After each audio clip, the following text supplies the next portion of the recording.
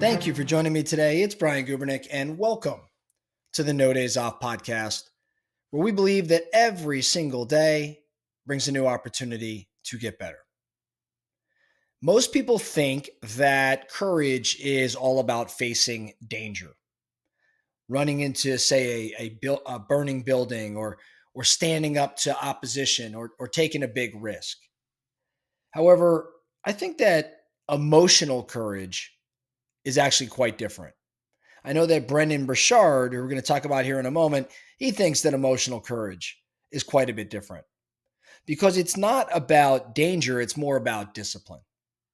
See, Brendan, who is one of the best high performance coaches out there, and somebody that I've been fortunate to develop a relationship with over time, and recently just heard him speak on this particular topic of emotional courage. Brendan calls emotional courage the ability to move forward even when your emotions, doubts, and fears are screaming at you to stop. Every one of us has probably faced that moment where you've set a big goal and you're chasing something important, but then your brain starts to negotiate. It starts negotiating by saying things like, or thinking things like, maybe I'll start tomorrow, or I don't feel like doing it today, or I've done enough. See, that's not logic, that's emotion. And emotional courage is what separates the people who make excuses from the ones who actually make progress and take action. See, there's this negotiation trap. The hardest person that you're ever going to have to lead is probably yourself. So when you start negotiating with yourself, you drift away from your focus, you drift away from your values. You know what matters, be it your health or your business or your family, but the emotional part of your brain wants comfort right now. It wants to be content, it wants to be complacent. That's what your brain is craving. And that negotiation that ends up happening, it's really a silent killer of momentum. It's how people with incredible, massive potential, how they stall out. See, Brendan says that emotional courage is about refusing to bargain with weakness. Refusing to bargain with weakness. It's not about feeling brave per se. It's about acting brave even when you don't feel like it.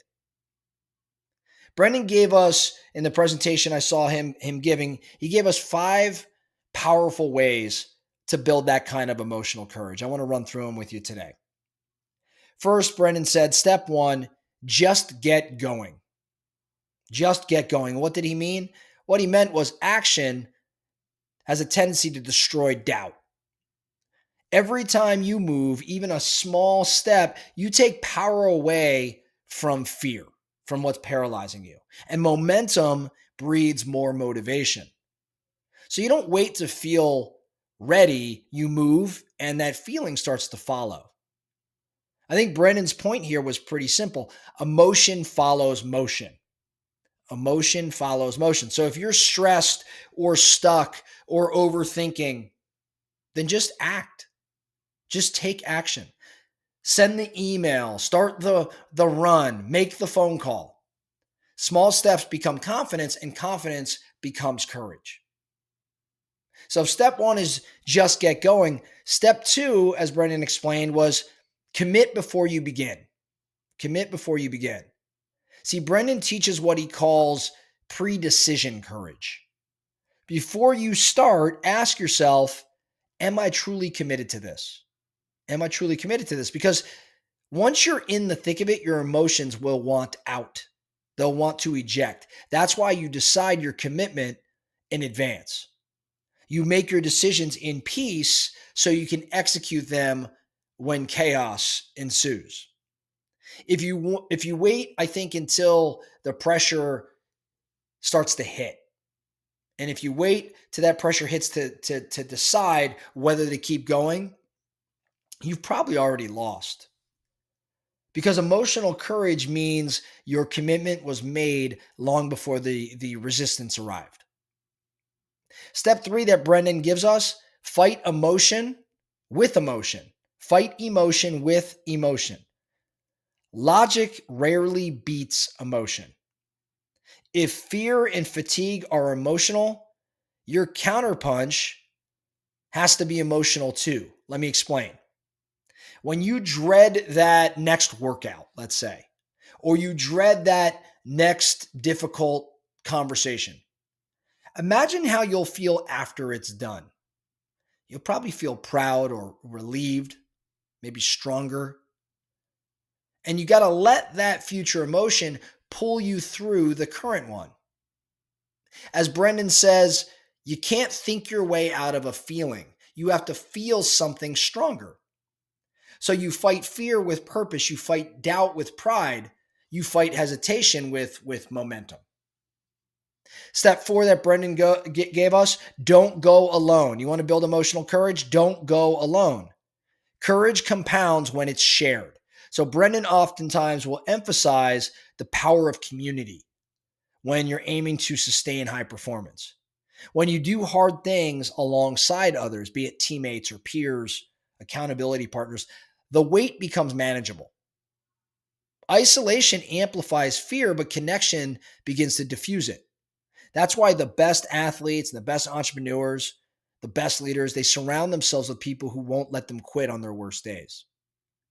If you're chasing something difficult, stop trying to do it solo. Bring someone in, because that courage can be contagious. So don't go at it alone. And then step 5 that Brendon shared, see who you'll become. See who you'll become. His final point, Brendon's final point, was probably the most important. When you hit resistance, stop thinking about the task and instead start thinking about the transformation. Ask yourself, who will I be on the other side of this? Will I be more disciplined, more focused, more confident? Every time you act with this degree of emotional courage, you're building a new identity. And that's how Brendon would explain high performers grow, not just by hitting their goals, but by becoming stronger people throughout the pursuit itself. So let's pull all of this together now. Emotional courage is not going to be about one grand act. It's going to be about thousands of little ones, of small ones. It's showing up when no one's watching. It's doing what you said you do long after the excitement fades. And when you master emotional courage in the way that Brendon describes it, you stop being a victim of your feelings. And you start negotiating with fear and start living by you stop negotiating with fear and you start living by conviction. As Brendon shared that day, courage is not the absence of fear, it's the decision that something else matters more. So as we close up today, I want to remind you that this no days off mindset isn't about the grind 24/7. It's about doing things like we described here today, building emotional courage, the discipline to honor your commitments even when your feelings change, and getting better at that sort of thing each and every day. So don't negotiate with yourself. Don't wait for motivation.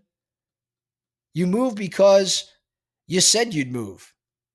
And so you just go do it. And that's what separates the pros from the amateurs. Emotional courage in motion.